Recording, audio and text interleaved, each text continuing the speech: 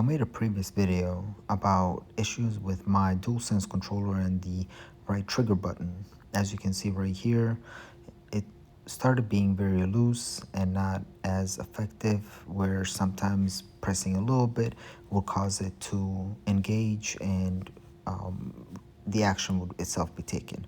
But the biggest piece was that it started becoming very loose and you could feel it. So I have a spare controller that I just received, and the other one is going back to Sony. It does take some time to get back. So here we are just unboxing, and we're gonna compare those two side by side. There shouldn't be too much of a difference between your retail version that you can buy at the store and the one that comes with the PlayStation. There are some minor changes on the back, as you will see as we get deeper into the video, something that I have noticed. And some people might think they are identical, but there are some minor changes. So here we're just removing the clips from the box. Now, I've mentioned before, when it comes to unboxing experiences, Sony makes great products. I wish that their unboxing experience was a little bit better, but again, when you are getting some decent quality products, it's more of the experience of the device itself than the unboxing experience. So as you can see, controller, they look the same. They are, this I would say is the initial batch coming from the manufacturer, but here are some changes as you will see on the back. The one that came with it, the text is a little bit darker than the one from a retail location that's just bought separately, and you can also see that the model number is listed as a different model number. But again, I believe they're identical just because this is sold separately and the other one is sold with the console. You'll see some of those changes. And as it comes down for the Sony print, I did also look at that, and that was the same. It's still a little bit off center, but in the box you do not get a USB-C charging cable, so you have to use the one that came originally with the console. And it's just here looking, and you'll be able to see, if you look closer, the model number and what the changes are.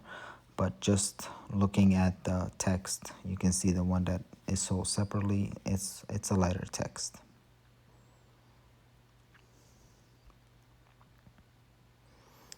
But here I'm just comparing the triggers, and you can tell that the trigger buttons are feeling completely different than the previous one.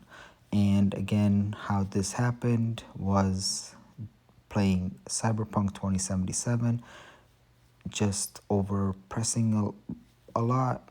I heard a click, and once that click occurred, the controller was not the same anymore. And I believe it's just that the mechanism that controls the haptic and adjustable trigger sensations, it probably got loosened up.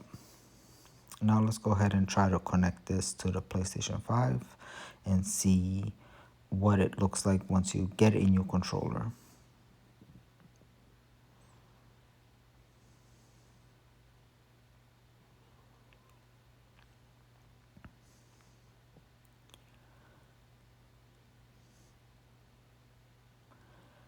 So the controller is connected, you press the PlayStation button and it will light up, but it's not connected to the PlayStation 5 just yet, even if you have the USB connection connected to it.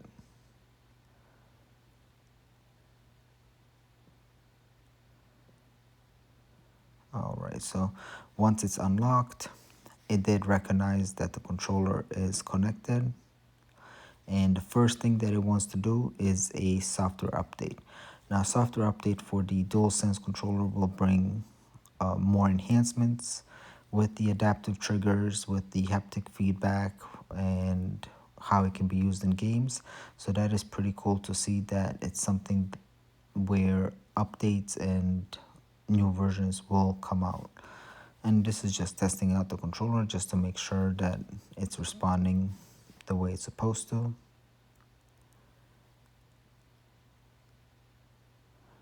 And overall, the buttons are clicking. You can feel how the controller is supposed to feel.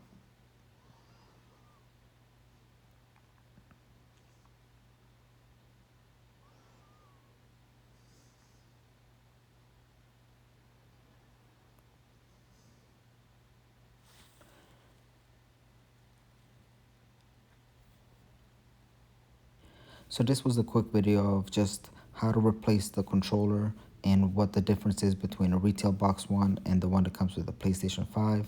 Thank you for watching. Stay tuned for more and subscribe to the channel.